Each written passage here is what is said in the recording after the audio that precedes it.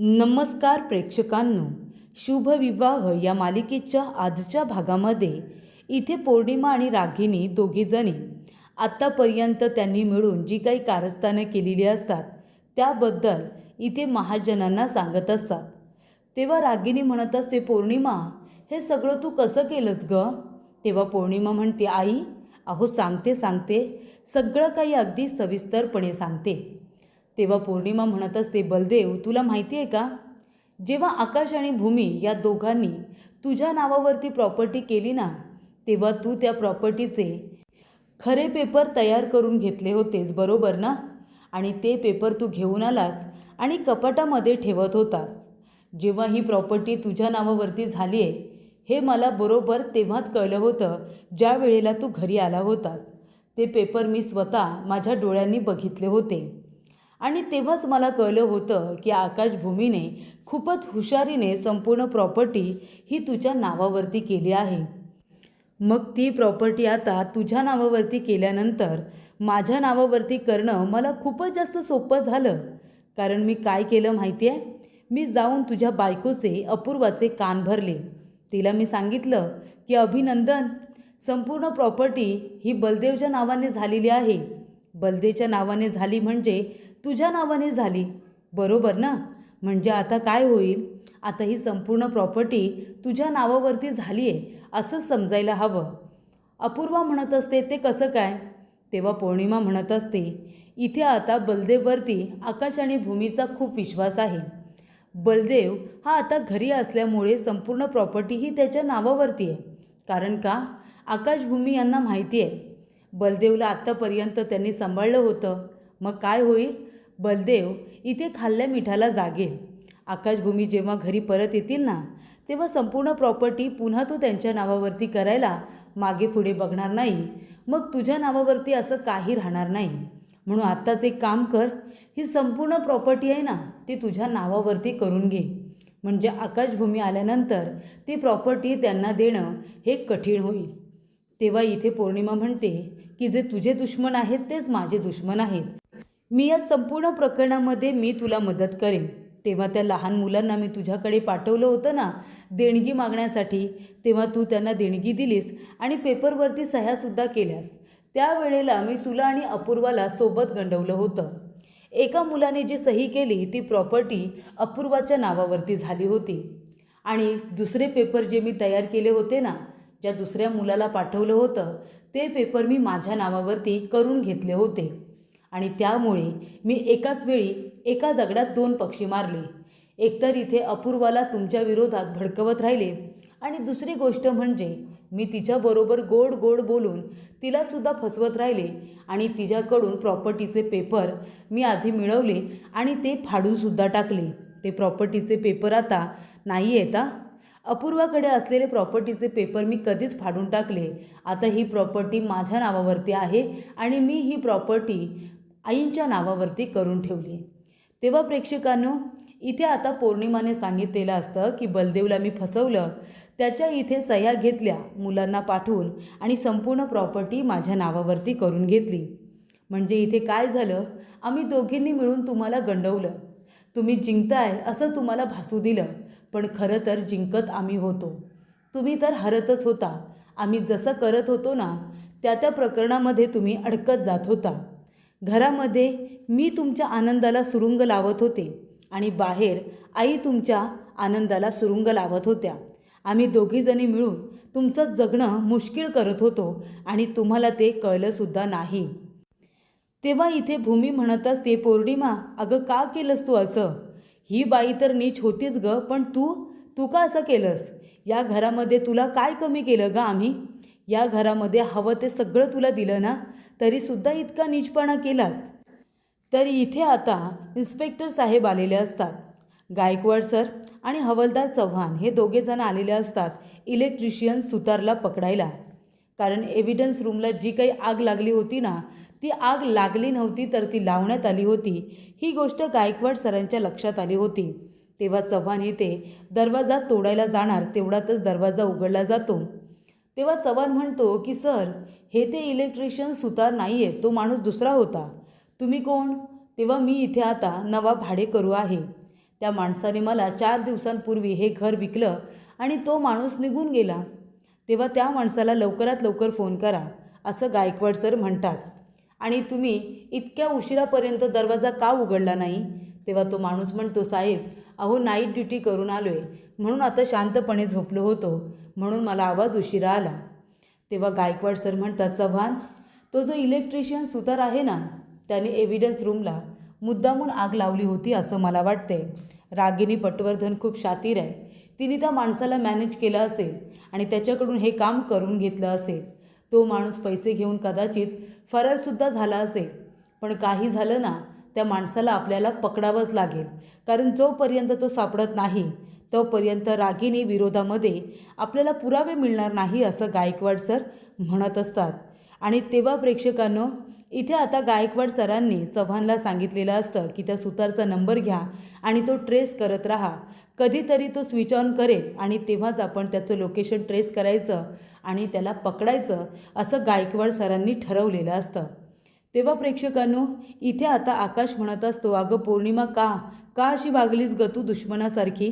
तेव्हा इथे भूमी म्हणत असते, अगं ही बाई तर आहेच ग, आधीपासूनच नीच आहे, पण तू 7 वर्ष आमच्याबरोबर इथे इतका साळसूतपणाचा आव आणलास.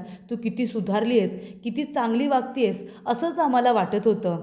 जेव्हा अभिजित तुला सोडून गेला त्यानंतर मी आणि मनूने पोटच्या पोरीसारखी तुझी काळजी घेतली ग. तुला हवं नको ते सगळं बघितलं. काय नव्हतं तुला या घरामध्ये? आकाश म्हणाला, पौर्णिमा तुला या घरामध्ये काय दिलं नाही? अगं सगळंच तर मिळालं ना तुला, मग तरीसुद्धा ही हाव कसली होती तुला? कसला राग काढलास तू आमच्यावरती?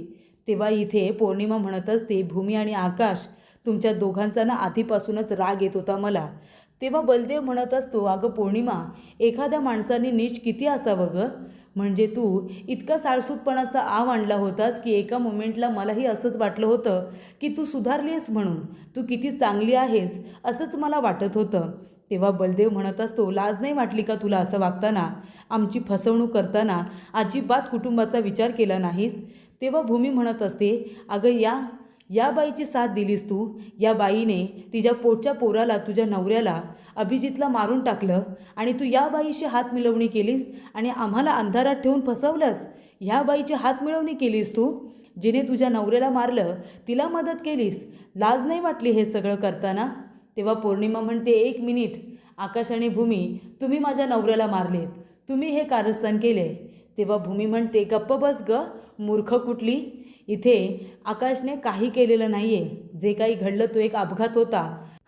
अभिजितच आला होता इथे आता आकाशच्या अंगावरती धावून आणि त्यानंतर तो खाली पडला होता. तरीसुद्धा आकाशने त्याला वाचवलं असतं, पण ह्या बाईने येऊन तिच्या पोटच्या पोरालाच मारून टाकलं ग. ही गोष्ट तुला कळत नाही आहे? हे सगळं दिसत नाही आहे का तुला? तर ह्या बाईची तू साथ दिलीस. तेव्हा इथे बलदेव म्हणत असतो, अरे काय रे तुम्ही सगळेजणं, इथे त्या बिचाऱ्या अभिजितला किती त्रास होत असेल तुमच्या दोघींचं हे वागणं बघून. त्याच्या आत्म्याला कधी शांतता मिळणार नाही. तेव्हा रागिनी म्हणत असते, गप्प बसा रे, काय हे शांतता वगैरे असं काही नसतं, कळलं ना? ह्या जगामध्ये जर आनंदाने राहायचं असेल ना, आपल्याला हवं तसं जगायचं असेल ना, हवं ते मिळवायचं असेल तर स्वार्थीपणा हवाच. माणसामध्ये स्वार्थ असेल तरच तो त्याला पाहिजे ते मिळवू शकतो. मी नाही का? मी जेव्हा या घरातून बाहेर पडले होते ना, जेव्हा तुम्ही सगळ्यांनी मिळून मला या घरातून हकलून दिलं होतं, तेव्हाच मी ठरवलं होतं की तुम्हाला सगळ्यांना रस्त्यावरती आणणार म्हणून. आणि बघा तुम्हाला सगळ्यांना आता मी रस्त्यावरती आणले की नाही? संपूर्ण प्रॉपर्टी मी माझ्या नावाने केली आहे की नाही सांगा? पौर्णिमाने जे काही केलं ते शिष्य म्हणून तिने योग्यच केलं. माझ्याच पावलावरती पाऊल ठेवले ना तिने. आता तुमच्या लोकांचं काय होणार ना, त्याचा विचार करा. तेव्हा बलदेव म्हणत असतो की तुमच्यासारखा नीचपणा तर आम्हाला कधीच जमणार नाही. तुम्ही जे काही वागलायत ना त्याची शिक्षा तुम्हाला एक ना एक दिवस नक्कीच मिळेल.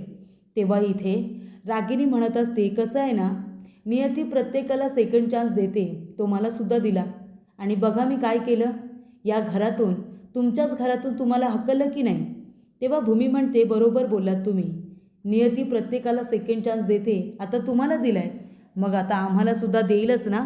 तेव्हा तुमची काय अवस्था होते ना ती फक्त तुम्ही बघाच. तेव्हा रागिनी म्हणते, नाही ग नाही, मला हरवणं आहे ना कठीण आहे, कठीण आहे मला हरवणं. आत्तापर्यंत मला ज्या ज्या लोकांची माझ्या स्वार्थासाठी मला मदत होती, त्यांची मला मदत मिळत होती, त्या लोकांचा मी चांगला माझ्या स्वतःसाठी फायदा करून घेतला. आणि जे लोक माझ्या रस्त्यातले अडथळे बनत होते त्या लोकांना मी संपून टाकलं, त्यांना सहजरित्या मारून टाकलं आणि मी मात्र आनंदाने जगतच राहिले. आता बघा, 7 वर्ष कोमामध्ये असूनसुद्धा मी परत आले की नाही. म्हणजे माझं नशीब बलवत्तर आहे. तुम्ही मला मारण्याचा प्रयत्न केला होतात, म्हणजे जाणून बुजून का होईना प्रयत्न तर केला होतात ना, पण तरीसुद्धा मी जगले, मी जिवंत आहे आणि इथे परत येऊन तुम्हाला पूर्वीसारखाच त्राससुद्धा देते. बरोबर ना? मला जे हवं होतं ते मी मिळवलं. त्यामुळे आता तुम्ही इथून आत्ताच्या आत्ता निघून जा. तर इथे मूर्ख जे आता पौर्णिमा आहे ती मूर्खासारखी हसत असते, पण एक वेळ अशी येईल की तिलासुद्धा घरातून हकलूनच दिलं जाईल. तेव्हा मानसी म्हणत असते, पौर्णिमा अगं का वागलीस असं? काय कमी काय केलं होतं तुला या घरामध्ये? जे तुला हवं होतं ते सगळं करू दिलं, जे तुला हवं होतं ते सगळं दिलं, पण तरीसुद्धा तुझा हा नीचपणा तू कधीच सोडला नव्हताच. या गोष्टीत आता मला आश्चर्य वाटते.